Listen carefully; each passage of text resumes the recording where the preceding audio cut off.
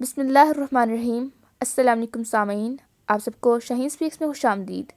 آج میں آپ کو حضرت موسیٰ علیہ السلام اور 3 کشتیوں کا ایک ایمان افروز واقعہ سنانے جا رہی ہوں، لیکن اس سے پہلے چینل کو سبسکرائب کر دیجیے اور بیل آئیکن کو پریس کر دیجیے۔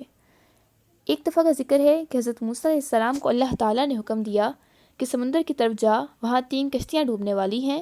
حضرت موسیٰ علیہ السلام فوری حکم الہی کی تعمیل کرتے ہوئے سمندر کی جانب چل دیے۔ ساحل پرسکون تھا۔ بہت دور سے ایک کشتی آتی ہوئی دکھائی دی جو آہستہ آہستہ ساحل کی طرف بڑھ رہی تھی۔ ابھی وہ کنارے سے کچھ ہی فاصلے پر تھی کہ حضرت موسیٰ علیہ السلام نے آواز دی کہ کشتی والو، اللہ کا حکم آنے والا ہے، ہوشیار رہنا۔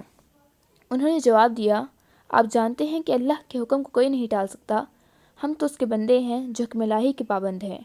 کشتی والے ابھی یہ بات کہہ رہے تھے کہ اچانک ایک موج اٹھی اور کشتی ڈوبنے لگی۔ سوار اپنے آپ کو بچانے کی کوشش کرنے لگے۔ اتنے میں ایک اور زبردست موج آئی اور کشتی کو اپنے ساتھ بہا کر سمندر کی تہہ میں لے گئی۔ تھوڑی دیر میں ایک اور کشتی نظر آئی تو حضرت موسیٰ علیہ السلام نے انہیں بھی خبردار کیا اور کہا کہ ذرا محتاط ہو کر آنا۔ انہوں نے بھی پہلوں کی طرح جواب دیا کہ جو کچھ ہونا ہے ہو کر رہے گا، اور کشتی کو کنارے کی طرف لاتے رہے، یہاں تک کہ ساحل کے قریب آتے آتے یہ کشتی بھی ڈوب گئی۔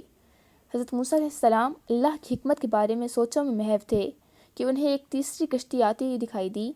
آپ نے حسب سابق اس کشتی والوں کو بھی نصیحت کی کہ دیکھو، اللہ کا حکم آنے والا ہے، اپنے گناہوں کی معافی مانگتے ہوئے ذرا محتاط ہو کر آؤ۔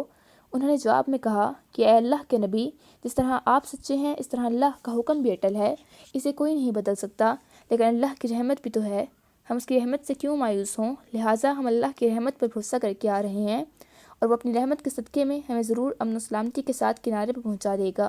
کشتی والوں کا یہ جواب سن کر حضرت موسیٰ علیہ السلام خاموش ہو گئے۔